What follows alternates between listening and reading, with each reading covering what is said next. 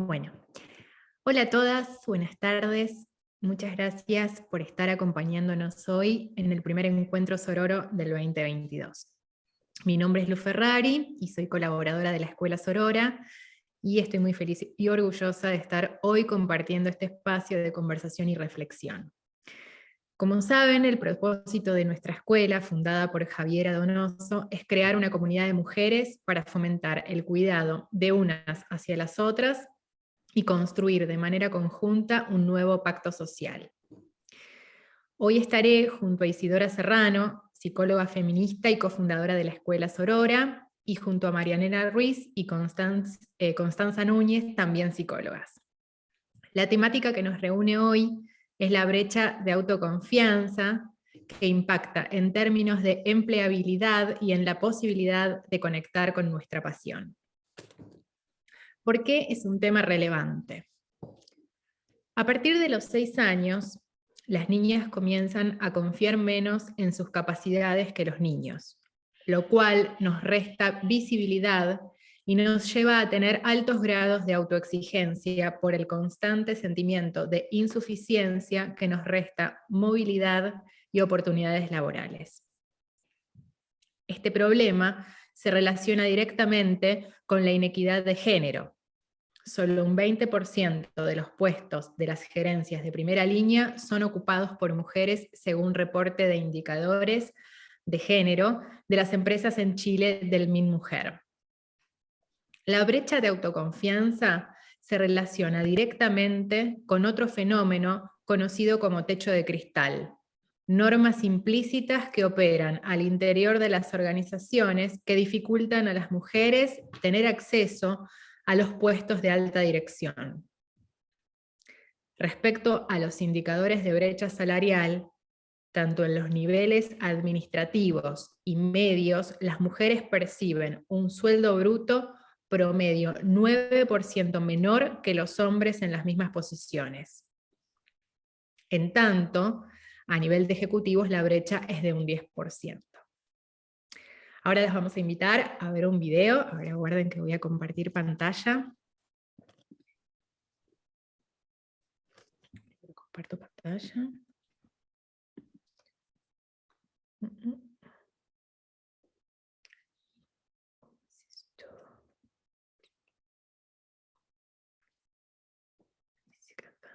Un segundito.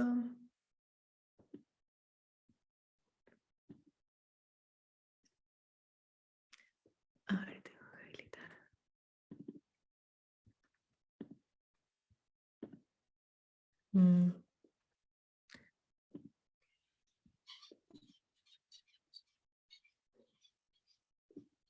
Guárdenme porque no tengo habilitado para...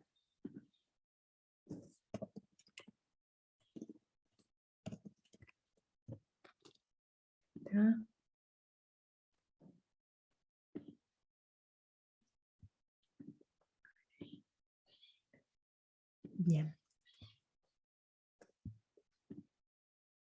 ¿Se ven? Bien. Le doy play. Today, I want to focus on what we can do as individuals. What are the messages we need to tell ourselves? What are the messages we tell the women that work with and for us? What are the messages we tell our daughters? Now, at the outset, I want to be very clear that this speech comes with no judgments. I don't have the right answer. I don't even have it for myself. I left San Francisco, where I live, on Monday, and I was getting on the plane for this conference, and my daughter, who's 3, when I dropped her off at preschool, did that whole hugging the leg, crying, "Mommy, don't get on the plane" thing. This is hard. I feel guilty sometimes. I know no women, whether they're at home or whether they're in the workforce, that don't feel that sometimes. So I'm not saying that staying in the workforce is the right thing for everyone. My talk today is about what the messages are if you do want to stay in the workforce. And I think there are 3. 1, sit at the table. 2, make your partner a real partner. And 3, look at that. Don't leave before you leave. Number 1, sit at the table. Just a couple weeks ago at Facebook, we hosted a very senior government official. So that's all really important. Today, I want to focus on what we can do as individuals. What are the messages we need to tell ourselves? What are the messages we tell the women that work with and for us? What are the messages we tell our daughters? Now, at the outset, I want to be very clear that this speech comes with no judgments. I don't have the right answer. I don't even have it for myself. I left San Francisco, where I live, on Monday, and I was getting on the plane for this conference, and my daughter, who's 3, when I dropped her off at preschool, did that whole hugging the leg, crying, "Mommy, don't get on the plane" thing. This is hard. I feel guilty sometimes. I know no women, whether they're at home or whether they're in the workforce, that don't feel that sometimes. So I'm not saying that staying in the workforce is the right thing for everyone. My talk today is about what the messages are if you do want to stay in the workforce. And I think there are 3. 1, sit at the table. 2, make your partner a real partner. And 3, look at that. Don't leave before you leave. Number 1, sit at the table. Just a couple weeks ago at Facebook, we hosted a very senior government official, and he came in to meet with senior execs from around Silicon Valley. And everyone kind of sat at the table. And then he had these 2 women who were traveling with him who were pretty senior in his department. And I kind of said to them, sit at the table. Come on, sit at the table. And they sat on the side of the room. When I was in college, my senior year, I took a course called European Intellectual History. Don't you love that kind of thing from college? Wish I could do that now. And I took it with my roommate, Carrie, who was then a brilliant literary student and went on to be a brilliant literary scholar. And my brother, smart guy, but a water polo playing pre-med, who was a sophomore. The 3 of us take this class together. And then Carrie reads all the books in the original Greek and Latin, goes to all the lectures. I read all the books in English and go to most of the lectures. My brother is kind of busy. He reads 1 book of 12 and goes to a couple of lectures, marches himself up to our room a couple days before the exam to get himself tutored. The 3 of us go to the exam together, and we sit down and we study, sit there for 3 hours in our little blue notebooks. Yes, I'm that old. And we walk out, we look at each other and we say, "How'd you do?" And Carrie says, "Boy, I feel like I didn't really draw out the main point on the Hegelian dialectic." And I say, "God, I really wish I had really connected John Locke's theory of property, the philosophers that follow." And my brother says, "I got the top grade in the class." You got the top grade in the class? You don't know anything. The problem with these stories is that they show what the data shows. Women systematically underestimate their own abilities. If you test men and women and you ask them questions on totally objective criteria like GPAs, men get it wrong slightly high and women get it wrong slightly low. Women do not negotiate for themselves in the workforce. A study in the last 2 years of people entering the workforce out of college showed that 57% of boys entering, or men, I guess, are negotiating their first salary, and only 7% of women. And most importantly, men attribute their success to themselves and women attribute it to other external factors. If you ask men why they did a good job, they'll say, "I'm awesome." If you ask, obviously, why are you even asking? If you ask women why they did a good job, what they'll say is someone helped them, they got lucky, they worked really hard. Why does this matter? Boy, it matters a lot, because no one gets to the corner office by sitting on the side, not at the table. And no one gets the promotion if they don't think they deserve their success or they don't even understand their own success. I wish the answer were easy. I wish. Bueno, hasta aquí llegamos. Stop.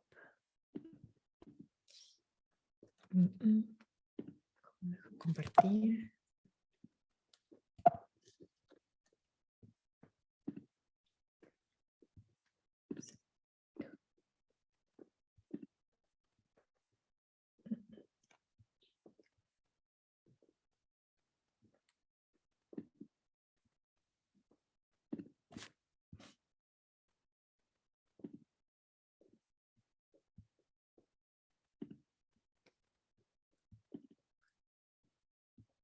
Ahí está, perfecto. Bueno, continuamos. Ahora vamos a ir con la primera ronda de preguntas. Primero a Marianela Ruiz. Hola, Marianela. Ahí estoy. Ya, hola Luz, hola a todas. Buenas tardes. Te pregunto, ¿existen diferencias entre hombres y mujeres a la hora de hablar en público?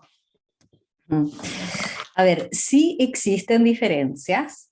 Mira, la verdad es que es un tema que yo he estado investigando últimamente, porque cuando uno ve como las estadísticas y las investigaciones en relación al miedo escénico, se habla de un porcentaje similar entre hombres y mujeres. Y últimamente lo que yo he descubierto que efectivamente se han descrito en unas nuevas investigaciones que hay diferencias que son más bien cualitativas y que tienen relación a las diferencias de género. Por una parte, las mujeres consultan más, presentan más trastornos ansiosos que los hombres también, y bueno, eso también está asociado, como lo que te decía, a estas diferencias de género, que en realidad, como que en términos generales, cuando uno habla de miedo a hablar en público, uno mira a la población y el comportamiento es más o menos similar. Pero cuando uno va como al detalle más fino, ahí sí hay diferencias cualitativas. Entonces, en relación a tu pregunta, sí las hay. Muchas gracias. Seguimos con Isidora. Isi, ¿qué es la brecha de autoconfianza? La brecha de confianza es esto que se describía en el video que mostramos, que es esta diferencia que existe entre hombres y mujeres en, finalmente, como su nombre lo dice, confiar en sus propias habilidades, lo que va teniendo un impacto en tanto el desarrollo académico como el desarrollo profesional en mujeres, y que hace que finalmente las mujeres resten visibilidad en sus carreras y no logren el avance profesional que ellas desean o se proponen. Entonces, esto les lleva a tener altos grados de autocrítica porque están en la sensación constante de autosuficiencia, tremendamente autoexigentes, muy sobrecargadas como a modo de compensación por no sentir que lo hacen lo suficientemente bien, les cuesta negociar sueldos, les cuesta establecer límites en su trabajo, y así entran en un círculo vicioso de estrés, sobrecarga, ansiedad, altos niveles de autocrítica, baja productividad, y eso les lleva un poco como a decir, ah, era cierto, no soy tan buena en lo que hago.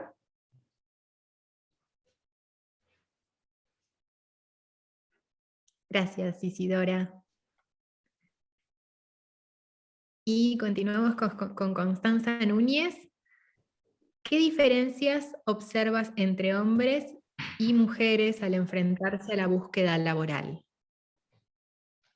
Yo trabajo hoy día con hombres y mujeres en la búsqueda laboral, si bien no tengo datos específicos, pero sí lo que sé es que el 60% de mujeres buscan más ayuda, como decía la Marianela, son de consultar más y el problema principal que yo he observado en el tiempo que llevo trabajando con las mujeres y los hombres, y la diferencia es que las mujeres tienen un tema con como decía la Isi, de suficiencia, del no merecimiento.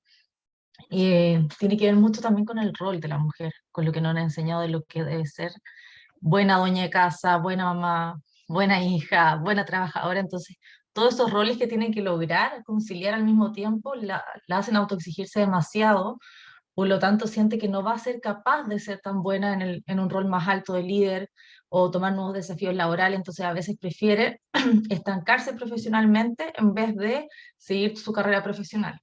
Además, muchas veces a mí me ha pasado también que por la maternidad también uno se estanca harto tiempo, si estás en un trabajo de pedir aumento de sueldo, de poder pedir un cambio laboral interno dentro de la organización, que por lo menos son 2 años. Entonces ya ahí nos vamos lenteciendo nuestra carrera o decidiendo por lo laboral y decir, postergo la maternidad, que también se observa mucho.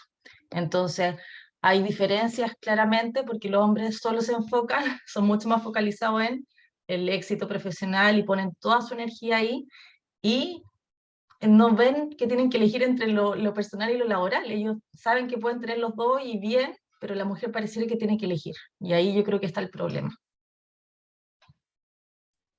Muy bien, bueno, muchísimas gracias a las tres. Se terminó la primera ronda. Y antes de continuar, queremos hacer un agradecimiento a nuestros colaboradores y partners por hacer posible este evento gratuito que impactará en más de 1000 mujeres que componen nuestra comunidad. Agradecer a las panelistas de hoy y de los futuros encuentros por apostar a este proyecto y compartir su expertise en esta escuela. A Carolina Díaz Soler, que se ha encargado de la difusión y promoción de este proyecto, a Josefina Correa, diseñadora gráfica, quien aportó con su trabajo y creó el logo de la Escuela Sorora. Vamos a ir entonces a la segunda ronda de preguntas. Marianela, va para ti. Ya. ¿Cuáles son las creencias limitantes que tenemos las mujeres y que inhiben nuestras habilidades expresivas? Mira, a mí me gusta como contarlo como yo lo he ido entendiendo y me he ido dando cuenta en el transcurso del trabajo que realizo con las mujeres que sienten miedo a hablar en público. Primero, entender que hablar en público es una competencia básica, esencial, para poder lograr el desarrollo y el éxito profesional. Si nosotras no sabemos hablar en público, no trabajamos en ello, se va a ver limitada totalmente nuestra carrera, el crecimiento de nuestra carrera, porque tiene que ver con construir oportunidades, el mostrar la ventaja competitiva que tú puedes tener en el mercado. Entonces, pensando en esto, ¿cuáles son las creencias limitantes? Y en el contexto de lo que estamos hoy día conversando, evidentemente esta influencia en esta mirada, desde esta perspectiva de género, hay muchas creencias que están asociadas con respecto al éxito en relación a nosotras las mujeres. Se espera de nosotras, por ejemplo, o ideas, creencias limitantes de éxito, es que seamos bonitas, que seamos simpáticas, que seamos buenas mamás, que nos encarguemos de la casa. Entonces, todas esas ideas, en el fondo, nos van a limitar en el minuto de desarrollar esta competencia para poder hablar en público, porque estamos enfocadas en otras cosas y no en desarrollar esta habilidad.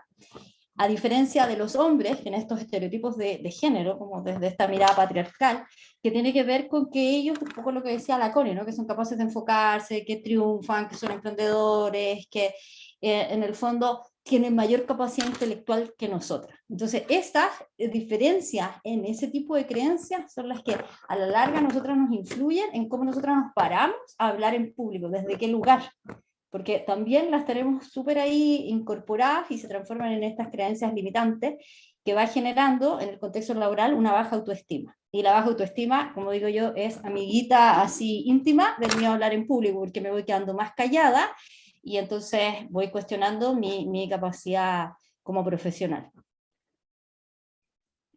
Muchísimas gracias, Marianela.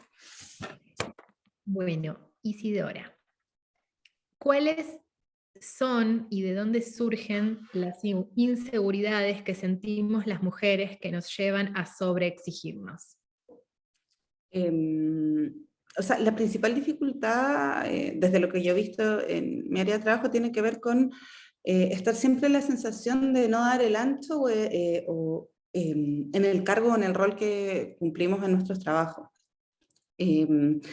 Pese a que existe una valoración objetiva, por ejemplo, de los otros, de la jefatura, de los compañeros de trabajo, que respecto a nuestro rol como profesionales, ¿ya? Yo constantemente lo veo con las mujeres con las que trabajo, que pese a que sus jefes las valoran, pese a que son súper bien evaluadas en su empresa, objetivamente las evaluaciones de desempeño obtienen buenos resultados, pese a eso, siguen en esta sensación como de que es súper poco concreta, como que no hay nada muy concreto que las haga ver que no son suficientes, pero aún así lo sienten, ¿ya? De hecho, es muy divertido porque, o sea, no sé si divertido, pero muchas de mis clientes llegan porque me dicen, pucha, ¿sabéis que mi jefe me dijo que estoy lista para ascender en tal cargo, pero me falta creer en mí, me falta empoderarme, y en el fondo me doy cuenta que esto me está limitando a nivel profesional?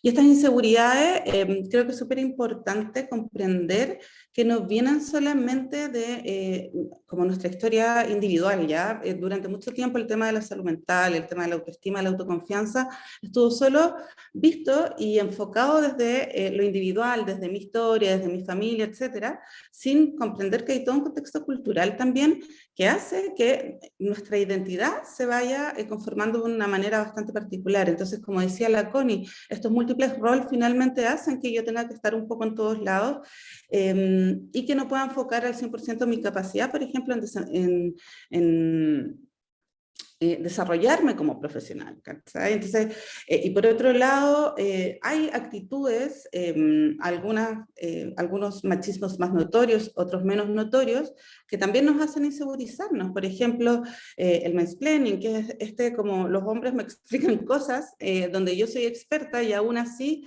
me explican, y eso yo lo veo constantemente en las mujeres en sus lugares de trabajo, o el ser interrumpidas en las mismas reuniones, y inclusive ser interrumpidas para seguir explicando eso que ellas estaban diciendo, o apropiarse de sus opiniones. Esas son cosas que pasan.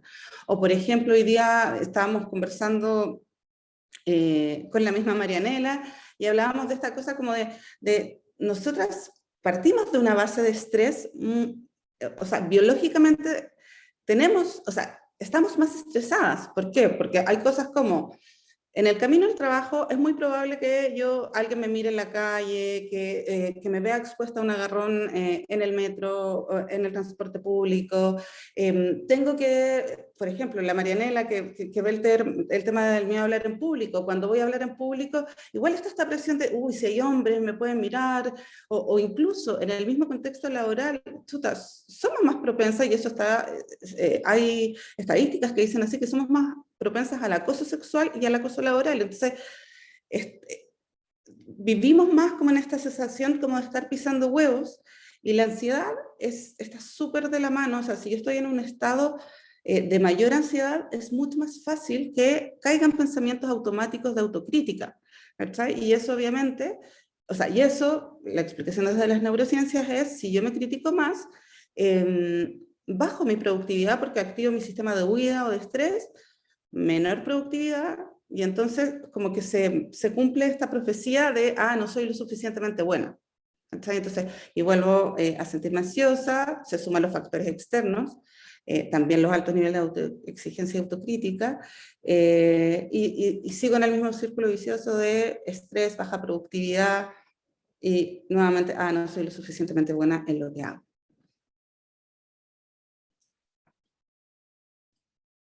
Muchas gracias. Sí, sí, súper claro.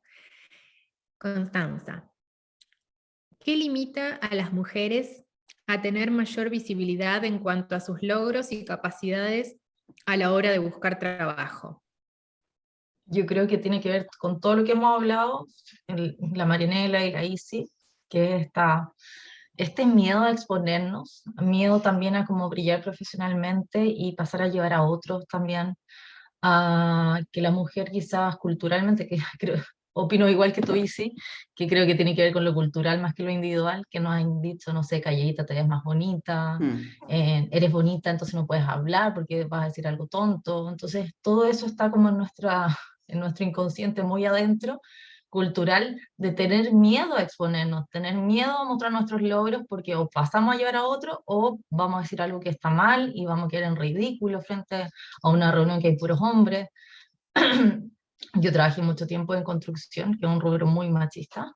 Me gustaba, me pega todo, pero las reuniones en particular eran de hombres. Entonces, cuando yo participaba en esas reuniones, efectivamente era un bicho raro y era como ya lo justo y necesario, tirar una talla y tallas machistas, por supuesto, que era incómodo. Entonces, todo eso hace que uno se empiece como a poner mucho más bajo perfil para no exponerse, porque si no es un riesgo muy alto. O sea, nuestro cerebro lo que menos quiere es exponernos a salir de nuestra zona de confort o a ser atacadas, porque eso es muy peligroso. Entonces, de cierta forma vamos de a poquito como pequeñas acciones o situaciones nos van diciendo, ojo, no te muestres tanto. También nos pasa mucho que creo que culturalmente entre las mujeres es mal visto que a una le vaya mejor que a otra. No sé, entre las amigas hay pocas veces que se habla de esto, hablamos más de temas más domésticos, más de los hijos, más de la casa, más que estar hablando, hoy me ha ido bacano, gano 5 millones de pesos. No se hablan esos temas y los hombres sí conversan estas cosas, sí es mucho más habitual que hablen de pega o de fútbol, pero hablan de su pega, hablan de los ascensos, como que el video que decía, como que el hombre decía, fue por mí, por mi mérito, la mujer Si llega a decir, hoy me ascendieron, ojalá así, como piolita, como tratando de no mostrarse tanto. Entonces, todo eso también va afectando a lo que vamos aprendiendo, lo que está permitido mostrar y lo que no está permitido o pareciera que es incómodo mostrarse. Y por otro lado, lo que yo he visto en este tiempo como un poco de vergüenza de salir a la luz como mujeres, sabiendo que son muy buenas profesionalmente, eh, vergüenza en el sentido de no lograr ser aceptadas por los demás o ser validada por los hombres o ser validada por el grupo laboral. Entonces eso también va en desmedro de su capacidad de mostrarse profesionalmente. Muchas gracias, Constanza, muchas gracias a las tres. Y ahora vamos a continuar con la tercera ronda de preguntas. Arrancamos con Marianela, nuevamente, no sé si puede estar. Sí.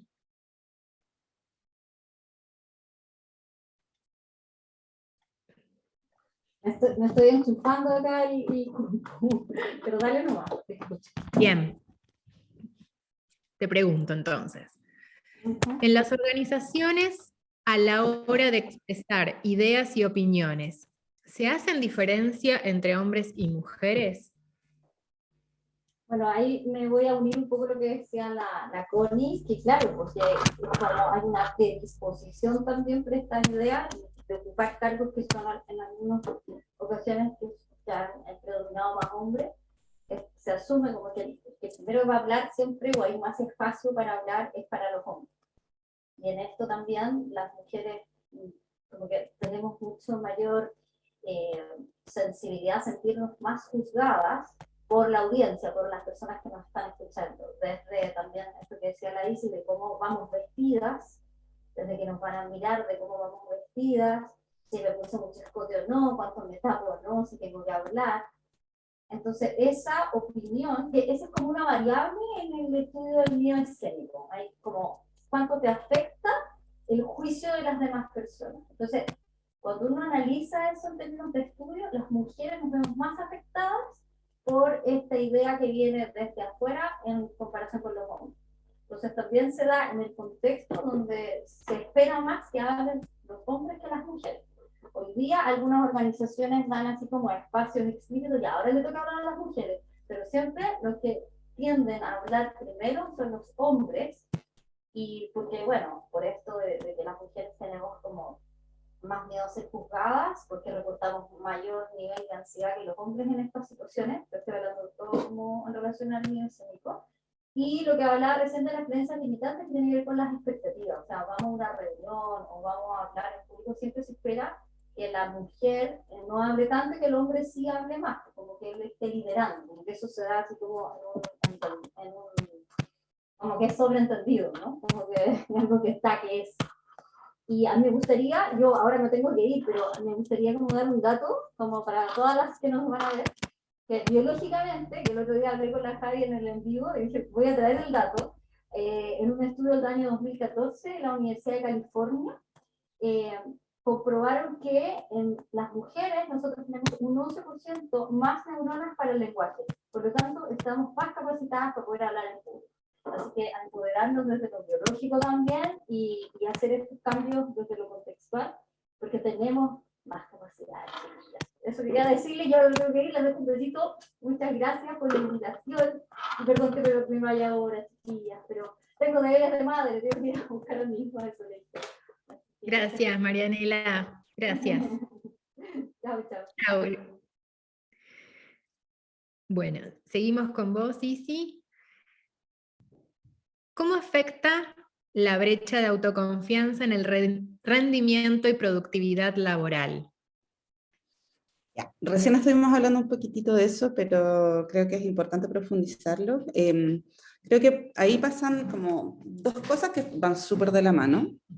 En primer lugar, claro, cuando tenemos esta baja confianza en nuestras habilidades, lo que sucede es que a modo de compensación tendemos a sobrecargarnos, ¿ya? Entonces nos cuesta mucho establecer límites y de hecho las mujeres tendemos a trabajar más horas fuera de nuestro horario laboral, a quedarnos hasta más tarde.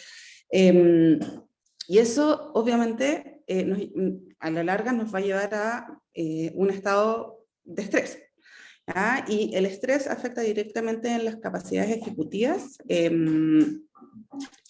afecta nuestra capacidad de pensar, de tomar decisiones estratégicas, de memorizar, de aprender, de adquirir nuevos conocimientos. Entonces, obviamente hay un impacto directo en términos de productividad cuando nuestros niveles de confianza decaen.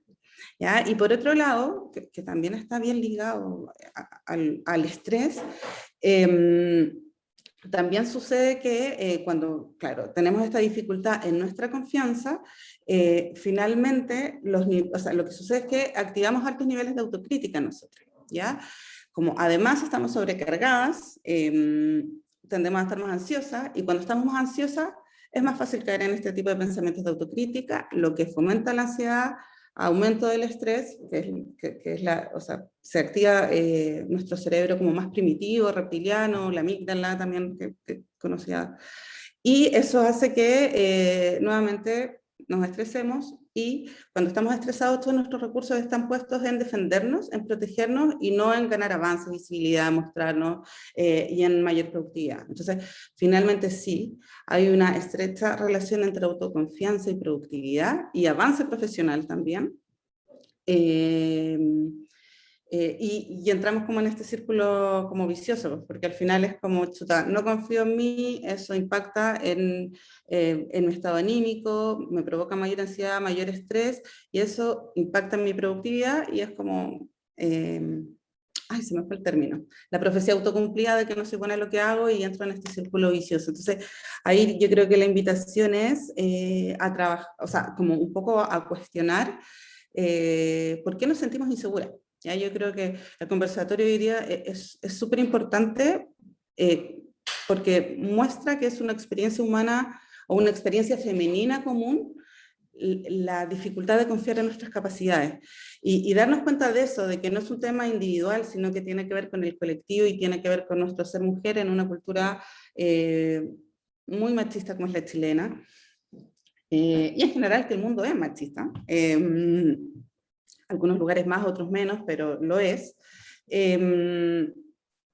Cuando conectamos con que esto tiene que ver con algo común y compartido, no es que caigamos en la victimización, sino que es darnos cuenta y cuestionar esos cuentos que nos han venido contando desde chicas, como decía la Connie, como calladita te ves más bonita, o esto de ser criadas hacia el miedo, que siempre es como anda con cuidado, o comprender por qué no ocupamos el espacio que nos corresponde, por qué, como decía el video, no nos sentamos en la mesa y ocupamos el espacio que nos corresponde. Y eso fue probablemente porque cuando niñas íbamos al colegio y usábamos falda, y entonces teníamos que andar con cuidado para que no nos vieran los calzones, o porque los niños se tomaban en el colegio la cancha y ocupaban toda la cancha jugando fútbol, y las niñas estábamos en un rincón jugando a lo que queríamos jugar. Entonces, la invitación yo creo ahí muy importante es hablar de esto, no es para que terminemos deprimidas, sí, pero sí para problematizar y darnos cuenta que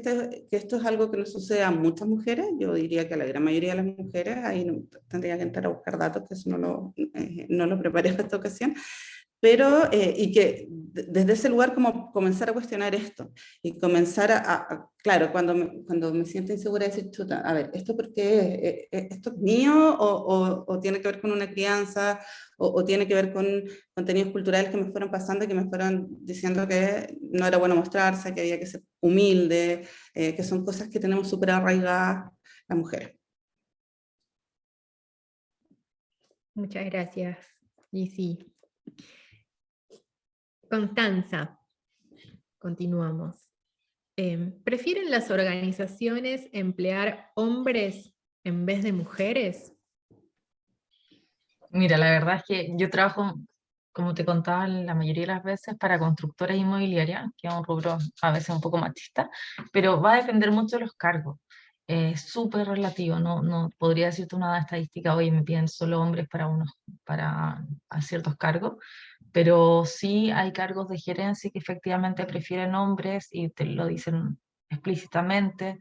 Hay cargos, por ejemplo, de mayor minuciosidad, áreas contables o áreas de detalle, que prefieren mujeres. Y ahí explícitamente prefieren mujeres porque saben que funcionan mejor, son más ordenadas, logran llevar el trabajo muy prolijo, etc.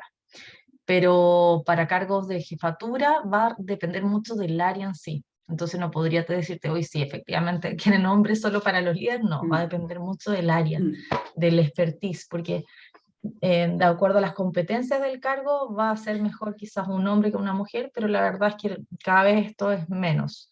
Siento que me ha tocado ahora, el último tiempo, empresas que me han dicho, no, es indistinto, no, la verdad muéstrame, prefiero ver los candidatos, pero antiguamente quizá era mucho más explícito que te dijeran quiero hombre o quiero mujer. Hoy día es como, no, quiero observar lo que hay, sobre todo por el tema de la discriminación, o sea, ya hace tiempo estamos con el tema de que no podemos discriminar, entonces decirlo en una reunión explícitamente, aunque sea como entre dos, igual queda en evidencia la discriminación.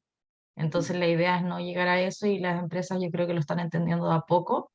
Las empresas chilenas se demoran un poquito más, las empresas quizás multinacionales son mucho más open mind en esto y les da lo mismo.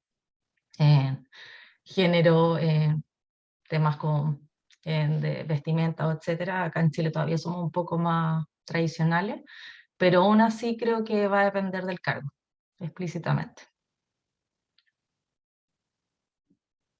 Bueno, muchísimas gracias a las dos. Estamos llegando al final. Bueno, no sé si ustedes querrían decir algo más, les quedó algo pendiente, quisieran sumar algún comentario más. A mí me gustaría, Luz, comentar como igual que le hice que efectivamente es súper importante visibilizar estos temas, hablarlo y conversarlo y como hacernos como conscientes, porque yo creo que gran parte del cambio es hacernos conscientes que existe esto y no solo me pasa a mí, que es lo que nos suele pasar como tengo un problema yo y no, la verdad esto cuando empezamos a hablarlo nos pasa a varias y eso también es súper sanador. Y por otro lado, que para poder desafiar todas esas creencias que traemos culturales, es importante como entender que esas creencias han estado por tanto tiempo también para salvarnos o de cierta forma evitar algún dolor.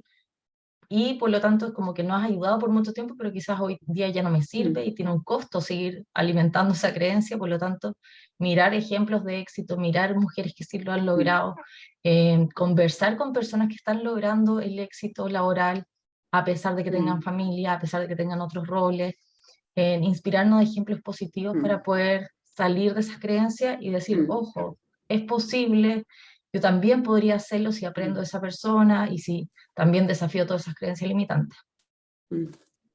Sí, a mí me gustaría sumar como en la misma línea de lo que dice la Connie, como dos cosas. Por un lado, claro, es muy fácil caer en como la metacrítica, que es como criticarme porque me critico o criticarme porque soy insegura y eso es como un poquitito, o me siento insegura más que soy insegura, perdón.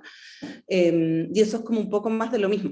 ¿Cachai? Entonces creo que conectar con esta vivencia común hace que podamos ser más compasivas con nosotras y finalmente volcarnos en cómo solucionamos esto más que en chuta, no me creo el cuento, todo el mundo me lo dice y no lo logro y lo intento.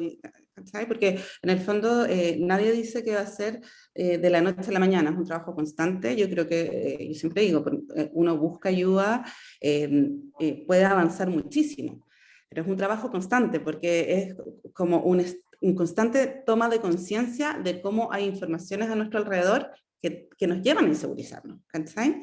Eso por un lado, y por otro lado también creo que es muy importante, en la misma línea de lo que decía la Connie, así como mirar mujeres que sean referentes, también conectar con el sueño o con lo importante que es nosotras también volvernos referentes para otras mujeres y ser como inspiración, como un poco conectar con el para qué empoderarme, ¿cachai? Porque sí, empoderarme porque quiero ganar lucas, sí, es una súper buena motivación, pero no se sostiene a lo largo del tiempo. Entonces, también para qué, pues a quién quiere inspirar, como comprender que podemos ser referentes, que quizá hay una alumna en práctica que está entrando a la empresa y que me ve y dice, hoy ella lo hace súper bien y me gusta porque es capaz de establecer límites, confía en sí misma, se sobrepone a los errores, ¿cachai? Como, o a nuestras propias hijas, quienes tienen hijas, o sobrinas, como comprender que como finalmente cuando vamos ganando seguridad en nosotras, cuando vamos trabajando la confianza en nosotras y teniendo mayor movilidad, avance profesional, no solamente somos agentes de cambio, sino que también somos referentes para otras mujeres y eso es súper potente. Sí, es verdad. Como dijimos al principio, construir de manera conjunta un nuevo pacto social. Exactamente. Sí. Bueno, muchas gracias. Llegamos al final. Bueno, agradecida de haber estado acá y les deseamos un muy buen día a todos y hasta la próxima. Súper, muchas gracias. Muchas gracias. Gracias. Que estén bien, cuídense. Igual, gracias a todas. Chao, chao. Chao.